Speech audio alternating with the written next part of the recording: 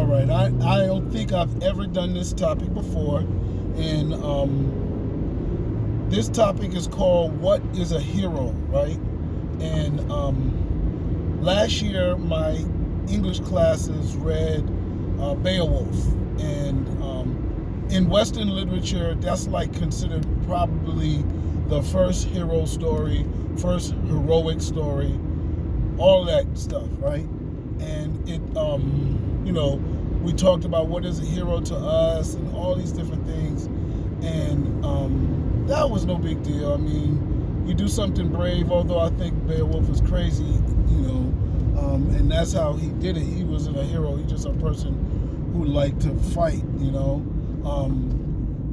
But I also think we sometimes get things twisted, even in our lives, in terms of what it takes to be heroic, right? I have had young people in my life who have wanted to go into the military. And the military has a department called the recruitment department. And this department is set up to go out and convince young people particularly, but people in general, to join the military. Now, college has recruitment departments, but colleges have criteria, and they can't guarantee your acceptance. And that is a little different than the military, because the military is going to find a way to get everybody in there. You actually have to prove that you can't serve in the military to not go into the military. During a draft in college, really, there's never been a college draft, so you can forget about that. So there's no time where everybody said the only time you have to go to school is when you're 5 through 18. When you're a minor, that's when you got to go to school. Okay, but in terms of adult school, no, there's no such thing. A military service is set up that way. So, especially during the draft. Anyway, as now working with 12th graders, what is your life going to be? What are you going to do when after you graduate? Are you going to go to college? I don't think I can go to college. And then I run into some kids. It's like, I want to go into the military, and you listen to their reasoning, right? And some people's reasoning really has little to do with, I think, serving the country, and there's nothing wrong with that, right? But, you got a couple of Beowulf kids, I want to go in and fight, right? And then you got other kids that, all right, I want to go in and be a plane pilot, I want to go into, computers, I want to go into to be a nurse, or not really a nurse, but I want to avoid college debt.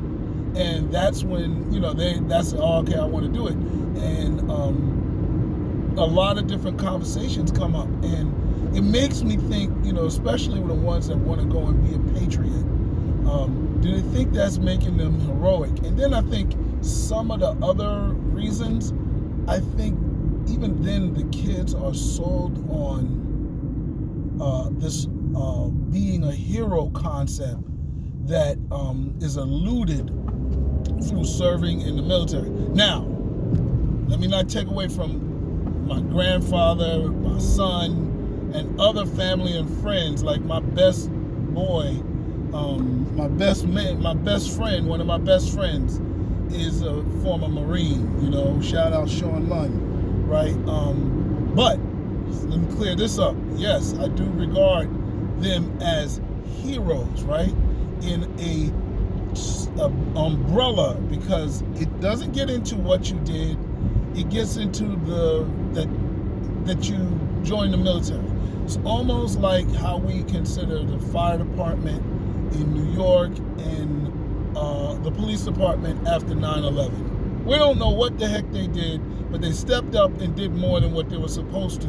So, okay, they're heroes. Now, does that mean that they saved somebody out of a burning building? Does that mean they fought crime in their community and didn't get paid? Ugh, I don't know, right? I named my son Malcolm, right, after Malcolm X, and I spent years after college and even during in college, civil service, civil rights work, right? And I regard Malcolm X and Martin Luther King and Medgar Evers and even more contemporary people, Reverend Sharpton, Jesse Jackson. Whether I agree with them all or not, I do regard them as soldiers, right? And I don't know, does a hero have to win to be considered a hero? And I don't know, right? I mean, they celebrate Beowulf because he slayed Grendel, right? But I don't know what war we won, you know what I'm saying, the United States. And we regard all of our military as heroes. I don't know if there was a win to the veterans of the 9/11 attack or bombing or destruction, massacre, whatever you want to call it. I don't know if there was a winner in that, and we still regard them as heroes. So I'm going to just broaden it, right? This also came from a former Marine, a conversation with a former Marine about Reverend Sharpton, right? And Reverend Sharpton is a reverend, he's a minister, but it's not his biggest credit, right? He's a civil rights activist. And this Marine tried to disregard Reverend Sharpton and say, yeah, he's just after money, he's an opportunist, he's a media hog, right? And I can't, my only argument against that is when I graduated college, I finished up in December, right? So I graduated technically as soon as the second semester started in January, right? And I came home, and 4 months after I came home, it was 1990. So April 10th, 1990, I was at a study group for African history, right? Because I'm a Hotep, proud black man, right? And we heard a kid got shot, We didn't know who had shot him. My town is Teaneck, New Jersey. There's not a lot of gun violence, at least in the 90s, early 90s, late 80s. So this was like, get the hell out of here. What happened, right? So we got there, we saw an ambulance pull off the block with no headlights. Then the kids on the block was like, yo, they shot a kid, police shot a kid. And that started the ball. I was 1 foot out of college, still going back to speak at my college graduation as a featured speaker for my African Studies program, or the Black student graduation. That's really what it was, right? And I was a featured speaker. And I still maintained connections with my Black Student Union because that's all I knew. I had started hanging out at the local college, Fairleigh Dickinson, FDU. Hung out there so much people think I went there, right? But that was later. So at the time, my mother threw me a graduation party, and she, being the mother of a Hotep and the wife of a man who read Dr. Ben, right? Because I used to have, my father had, Dr. Ben's books, so those are classics. And so that's the family I was raised in, right? So my mother and father said, yo, let's see if we can get Reverend Al Sharpton involved, who had done Tawana Brawley, he had done Michael Stewart, he had done Amadou Diallo, all those names that you know from the 80s of victims of some type of police shooting or racial violence, right? And the December 12th movement, he had painted red X's on the crack houses, right? With Sonny Carson and Viola Plummer, and so C. Vernon Mason and Alton Maddox were his attorneys, right? So my mother said, I was getting Reverend Sharpton to speak at your graduation because you going to do some great things in life. So we want to give you a real good send-off. So we invited Reverend Sharpton. Holy moly. Reverend Sharpton said he doesn't get involved in things unless he's invited. So we invited him to Teaneck, ran into people involved with, because not too many people had his number or were bold enough to reach out to him. And so my mother did that, and what do you call it? The people involved in the Philip Purnell situation got in conversation with him around the time of my graduation, and next thing you know, it's history. So I started working directly with him and planning meetings with other local civil rights leaders. I have been involved in the NAACP when I was in high school, and I took maybe a year or two off when I was in college of lack of, non-activity, right? And then I got involved again. And so I worked through the NAACP as a representative from them with Reverend Sharpton. And if you know anything about marches, you got to have somebody locally to sign up for a march in that town. Unless it's a protest or some type of public something, you can't just say, oh, you can if you want to. Yeah, we all going to go down and block off 4th Street. Yeah, well, then you can all get arrested, which is the goal sometimes, but you have to plan for that. And in college, I never really planned civil rights activity. We took over, we had a protest outside of our administration building, and we protest different activities that were going on. Like they had a play for colored girls, and we thought that was soft, so we elongated the introduction of that play, and we did little things like that, right? But never did I go out into the community and like coordinate a rally, coordinate a march. None of that. I did none of that. But when Reverend Sharpton came in, I learned how to do that firsthand. First, in addition, I got speedy schooling from the NAACP on how they did it. And I learned that they had manuals, they had all this different stuff. And that's what Medgar Evers had been doing. It's just that, NAACP has, in certain areas, is not as strong as it is in other areas. And in my county, Bergen County, they had not taken to the streets a lot, mostly because they didn't really have a lot of violent racial activity. So, sometimes you got to do what you call for or what the situation calls for. Anyway, it made me think of what a hero is. And so I go back to my conversation with this Marine. I'm saying, dude, I coordinated 36, 35 marches. A friend of mine counted over 5 years with Reverend Sharpton. I got involved in all these different type of activities, and none of us got paid, right?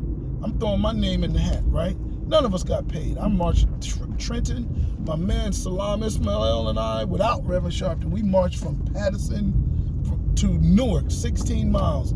My legs were so tired, my father picked me up in the station wagon, and I just fell in the back. Couldn't even sit with my legs bent, And that was a lot to me, 16 miles, yelling, chanting, going over hills and stuff like that. Anyway,